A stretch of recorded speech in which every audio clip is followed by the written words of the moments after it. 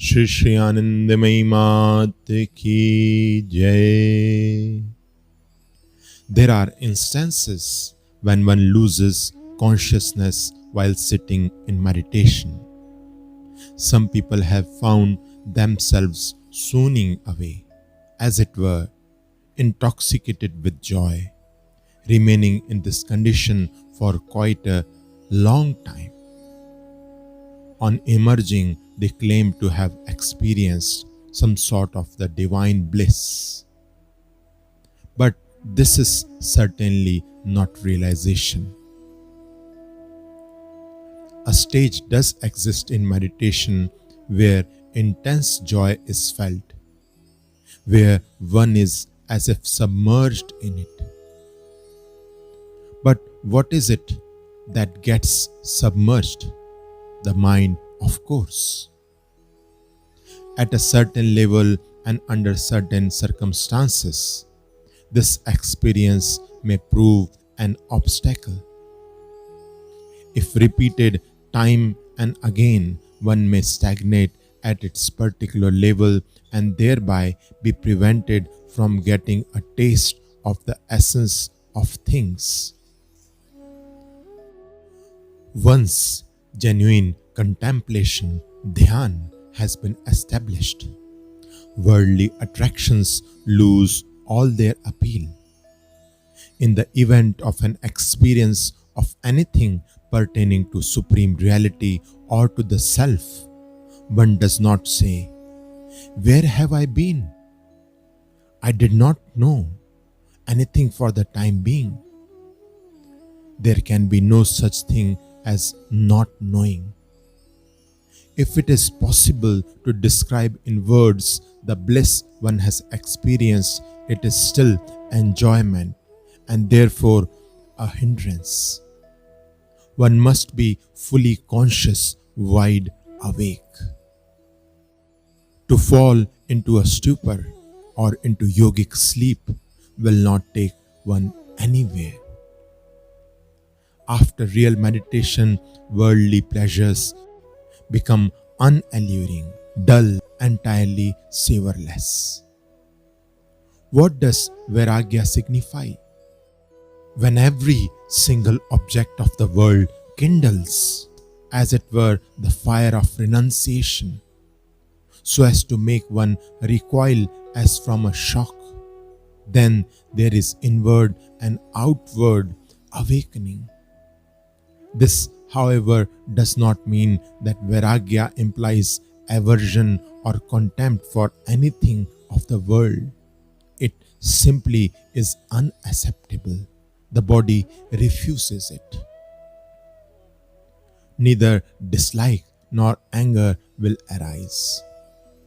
When Vairagya becomes a living inspiration, one begins to discriminate as to the true nature of the world, until finally, with the glowing certainty of direct perception, the knowledge of its elusiveness arises. Each and everything belonging to the world seems to burn. One cannot touch it.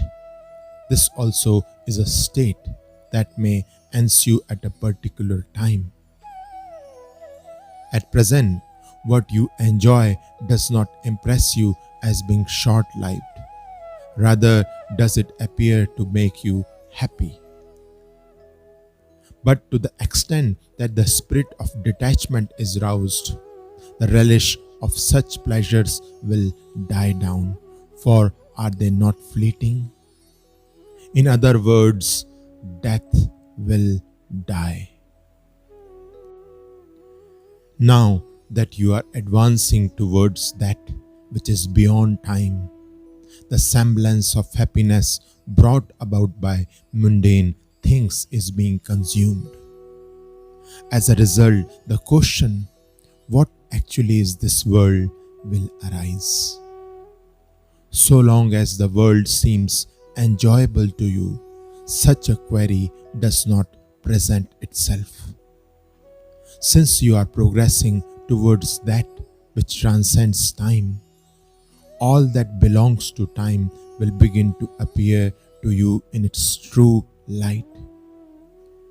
If after coming down from the state of contemplation you are capable of behaving as before, you have not been transformed. When there is real meditation which evokes indifference to the world, you will begin to pine keenly for the divine.